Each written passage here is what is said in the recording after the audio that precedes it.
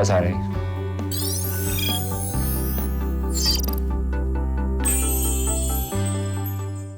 Hi, welcome to the Silver Spleen. My name is David Ruffin, and this is my review of iGirl. Ekin Cheng, Dominic Ho, and Lam Si-chung play three good friends who live on Cheung Chau, one of Hong Kong's many outlying islands. Life there is breezy, simple, and fun, until the three of them get serially dumped by their girlfriends. So Evan, Johnny, and Erwin do what all real men do. They drink. A lot. And when Evan stumbles home later, he does what a lot of real men do. He goes on the internet, where he is asked one of the great existential questions of our time. Would you prefer a person who doesn't love you or a robot who does? I don't know the Cantonese for drunk shopping, but it's not too long until a big box shows up at Evan's front door. That's not a euphemism. What's in the box? What's in the box? Chrissie Chau. She's Evan's new robot companion. She makes such a good impression on him, that's not a euphemism, that his two buddies, perhaps unsurprisingly, soon order their own. That's about all I want to tell you about the story. Not so much because of spoilers, but because the story isn't, quite honestly, the strong suit of the film. iGirl is written by Wong Jing, which some people might say is a bad thing, but to me, it's a good thing. When Chrissie Chau's character, 001, first appears, she is, unsurprisingly, naked.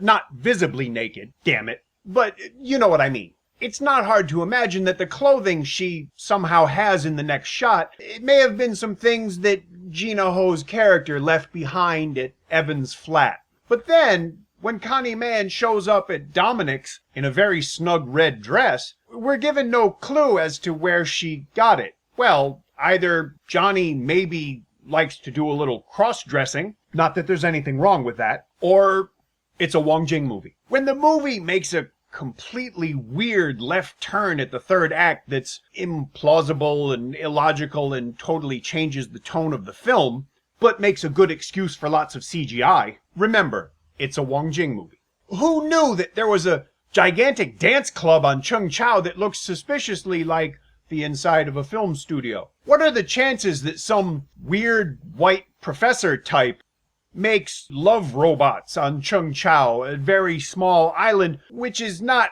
known as a good place to hide a research lab that looks suspiciously like the inside of a film studio? Dance club or research lab, plausibility has long since left the building. I think Wong Jing may have a restraining order on plausibility. But that helps you explain things, and doesn't it make you feel better? Speaking of which, iGirl is directed by Kem Kawai, who's making his directorial debut. He's been an assistant director for some time, but now he's in the big chair. I'm really happy to say he's managed to pull some quite remarkable performances from this cast. I'm also happy to say that they're remarkable in a positive way. Gina Ho may have a dark future, so to speak, playing mean women. She's believable, acts well, and is very watchable in black leather. Connie Man plays 002, one of the other robots, and spends most of the first hour of the movie trying to divest Dominic Ho's character of his inhibitions, his self-control, and his pants, and not always in that order.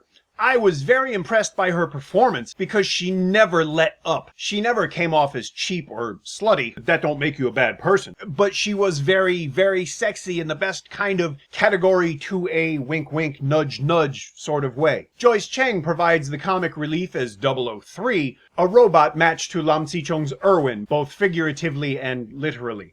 There's a lot of obvious jokes to be made, but what struck me about this particular pairing was the chemistry between the two actors. They sold their roles, and I believed in their relationship.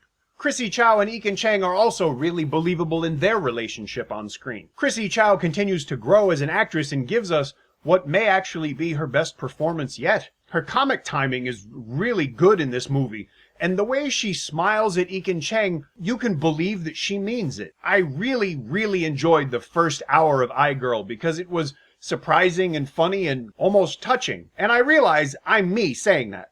Director Kem Kawai deserves credit again for getting such good performances out of this cast.